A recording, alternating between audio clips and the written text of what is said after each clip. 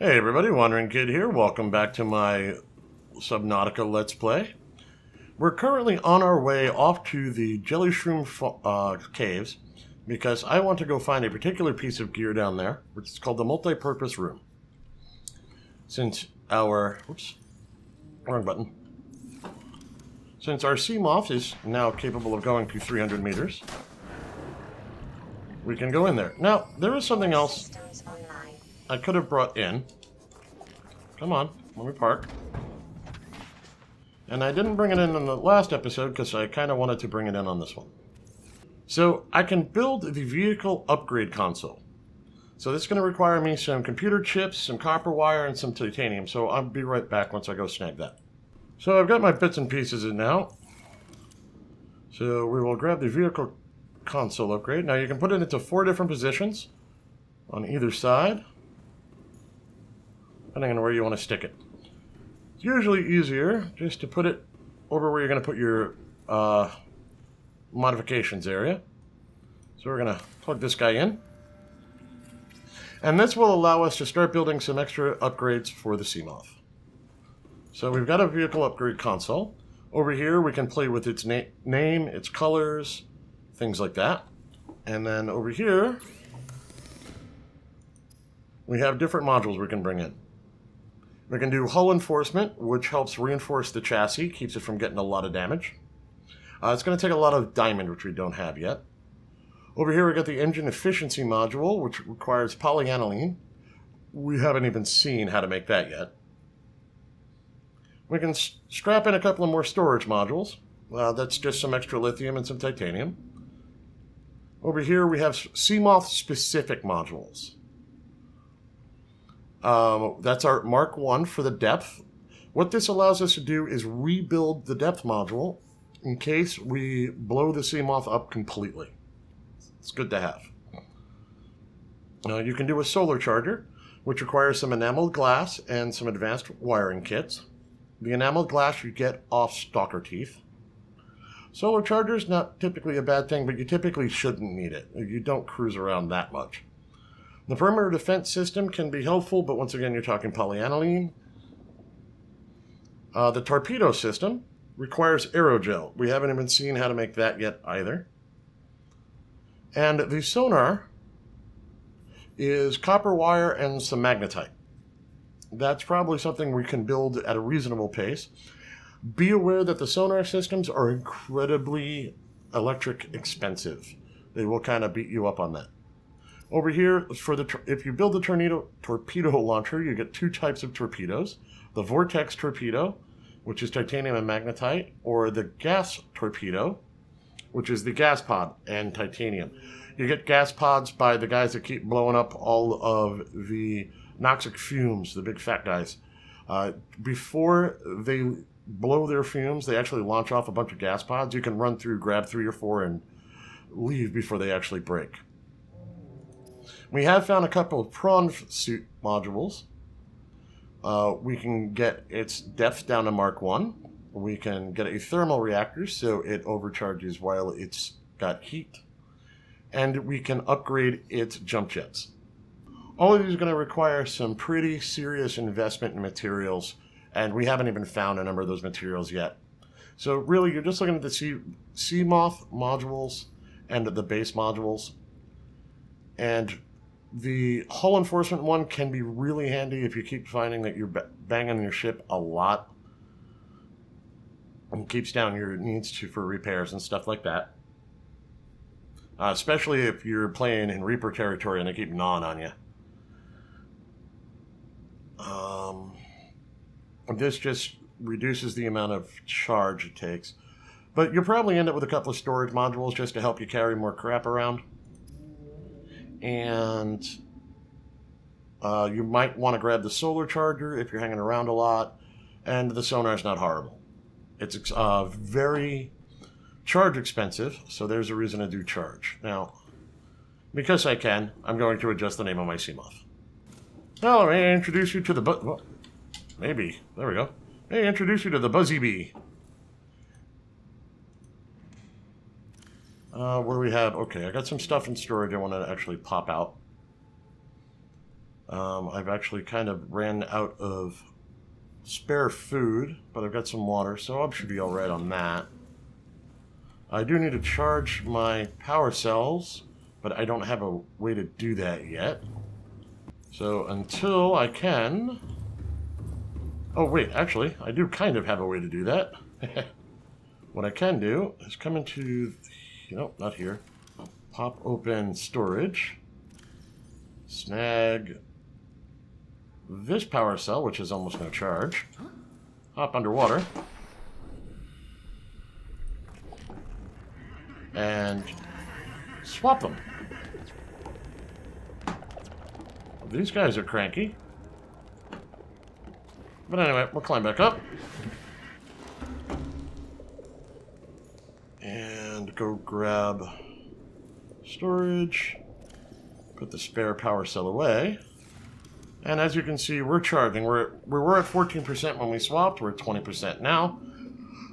I'm going to clean up the base a little bit while we wait for this to charge up. I'll bring you right back. Hey guys, welcome back. So as you can also see onside your... Oh, what do you call this thing? The vehicle upgrade console. You can see the name of the ship, its status, and what its charge level is. So, just kind of a handy thing to have kicking around.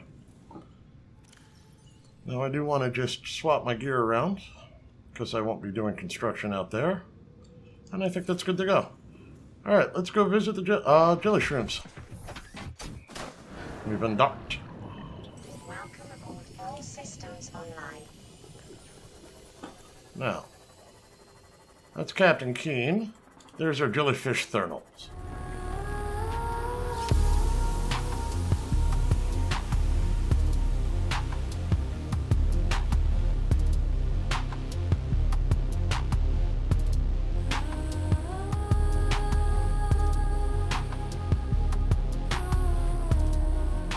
Welcome back to the Jellyshroom Caves.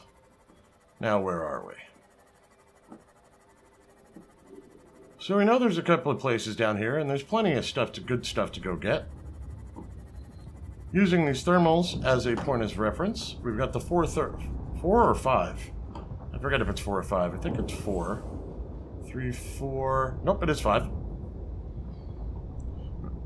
Let's try this way. I believe we're going to head west by southwest, go through the thermals, and now, if you guys saw one of my previous episodes, we found a small base that we could barely get into, and there wasn't a lot to it. But I mentioned that there was more to the story, and there is absolutely more to the story. And since we know that there's bases down here, we're going to go play and hide and seek for it.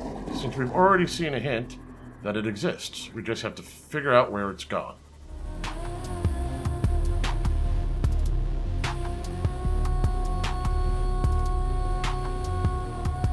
Let's not flip on the lights. Keep these guys at least a fighting chance of not... Ow! Nice shooting, Ted. Okay, that's some horrible driving. That is some officially horrible driving.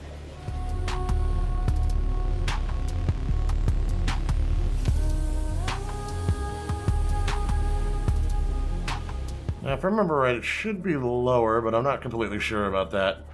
But basically, just follow the base and just poke around until you can find something else of interest, since there wasn't enough there in the first place. That's pretty much a common theme whenever you play SubNautica, is if you found something and there wasn't a lot to it, there's probably more nearby.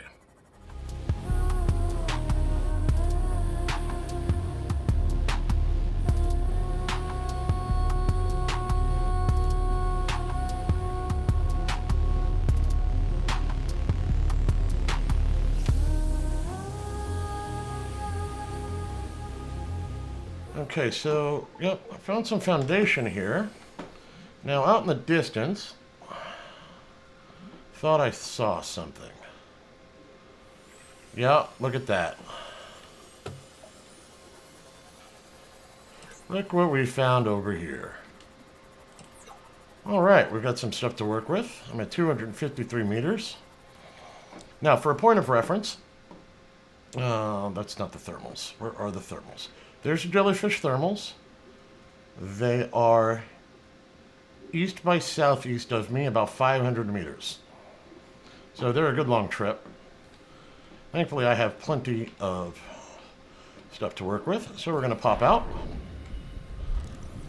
Thermal plant generators, rock on. Scan these over, 1 of 2. 2 of 2. Now, what else can we get? Wall planter. Multipurpose room. Hey, fancy that. We found it. Come on. Scan it. Sometime today. Okay, we got that. What else do we got out here? See if there's any more bits and pieces from the outside. Oh, spotlight. Oh, no, I just saw it. Where'd it go? There it is. I'll grab that.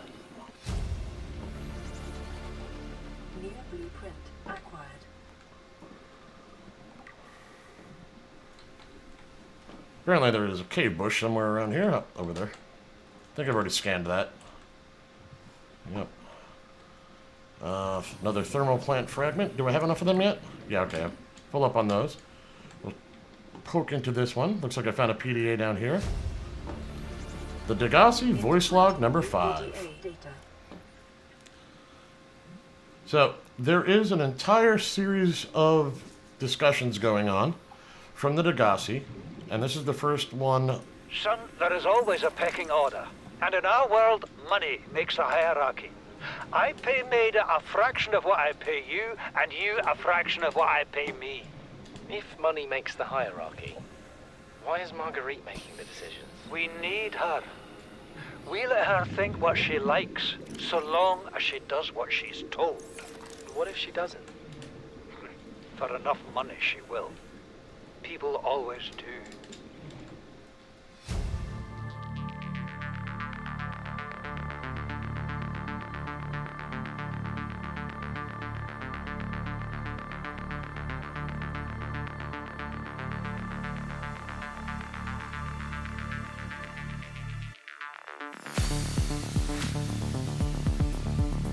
Try not to get whacked. Ooh, a data box. What's in this one? Ultra high capacity tank. Oh, I never did create the high-speed tanks. Still need to do that. Okay, we've already gotten this guy. And it looks like there's this little way... There's a room up here this way. Like so. So it drops down in both directions. There's another PDA over here. And the observatory. Integrating new PDA data.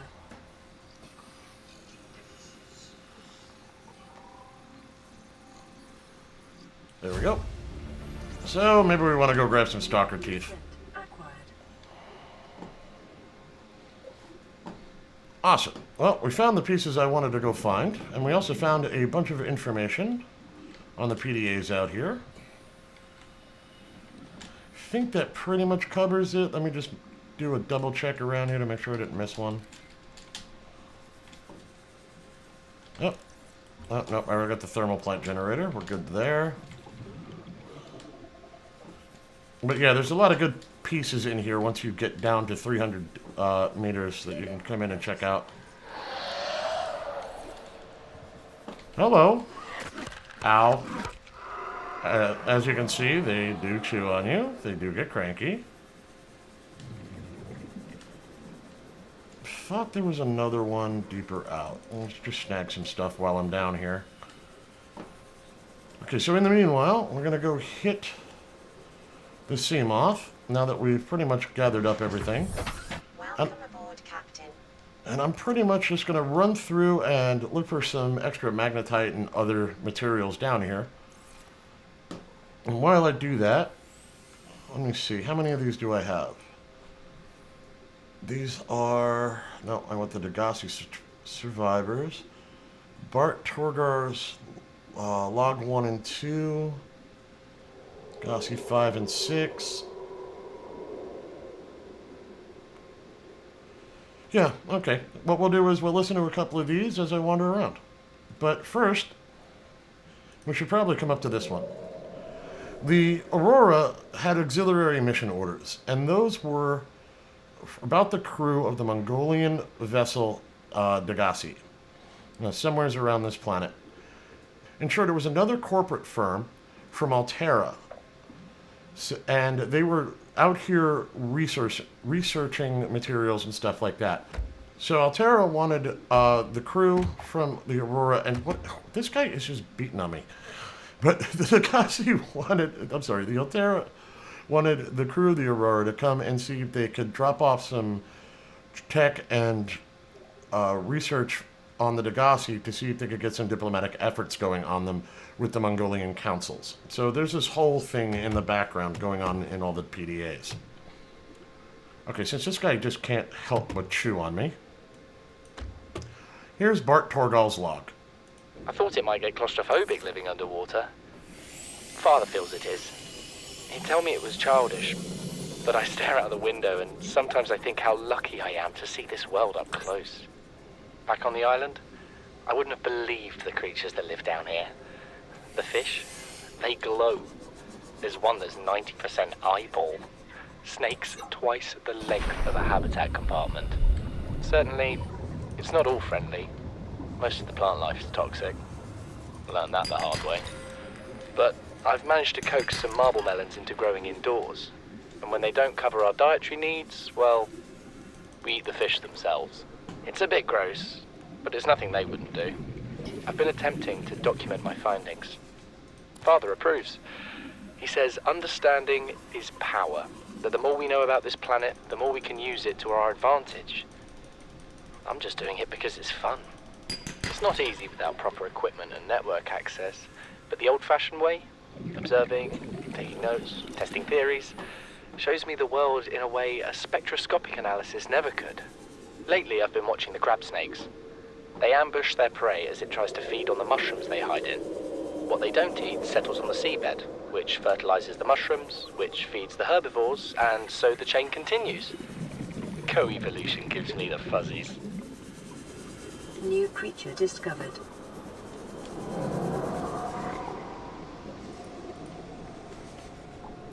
So as you can see, there's a bunch of different logs. I'll try this one next. Something incredible just happened.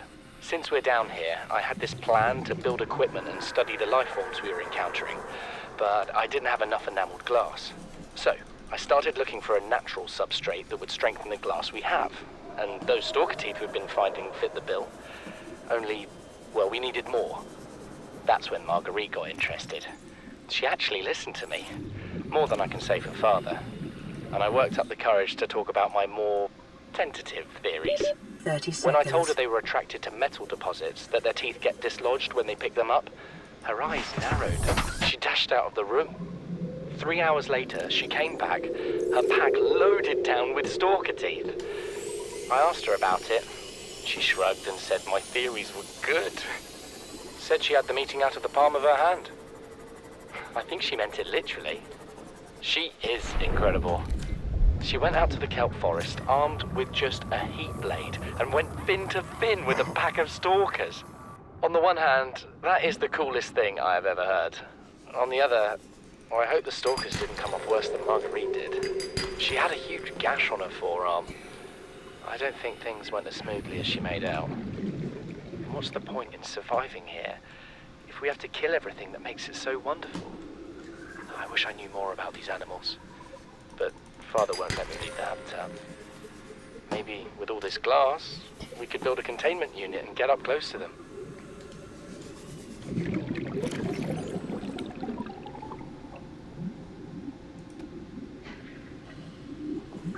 We're already 200 meters below sea level. You want to go deeper? Look around us, Chief. Water leaking through the hull, water outside the hatch. We're drowning real slow. If rescue arrives, whatever shot us down, it's gonna do it again and again until it's shut off. You see an off switch around here, Chief? Why would it any more likely be half a kilometer down? Your kid found something on the scanner. There's something down there. Something that shouldn't be. You're mad. I'm going all the same, and I have an idea you two are gonna follow. But if you do, be mindful. Your authority stopped at sea level. So obviously they were having some issues between who was in charge and who wasn't. These conniving corporate bourgeois, inbred, incompetent, self-absorbed jerks don't have a damn clue. The kid's not so bad. He's even useful. But I swear, everything that comes out of his father's idiot face is a narcissistic lie. He wants to stay in this cave, his problem. I'm the one doing the heavy lifting. When sea monsters are hunting you, you don't hide. You hunt the sea monsters. Then you build a bigger boat out of sea monster bones and you hunt bigger monsters. Keep going until there aren't any monsters left to hunt you. I'm going deeper. I'm gonna find what shot us down and I'm gonna tear its damn heart out. I started the prep work. The kids taught me how to make enameled glass. I've started stockpiling metal ores to build myself a sea moth. I'll raid the indoor grow beds before I leave. Seek fluid intake. Yeah. I need to grab some water. So that's pretty much the list of what happened. Apparently these guys ran into something that shot down a ship. And they ended up having to go deeper, trying to figure out what was going on. But at some point, they had land. They had found an island. So we're going to have to go see if we can't find that at some point. And I have a feeling we will. Okay, and there is the Degasi base. If I remember right, there should be a cave right around this place. Going straight up. There we go.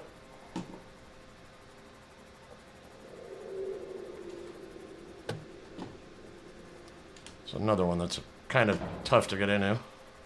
There we go.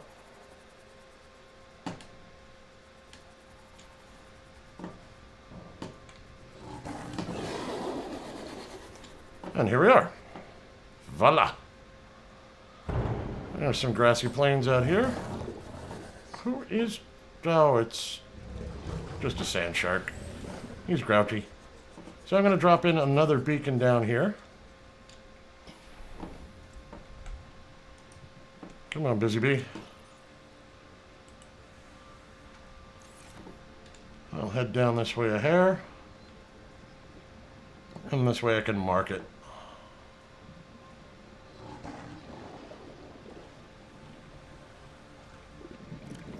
Let's see here.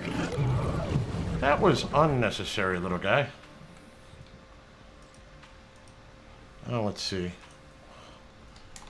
Jellyshroom Degasi base.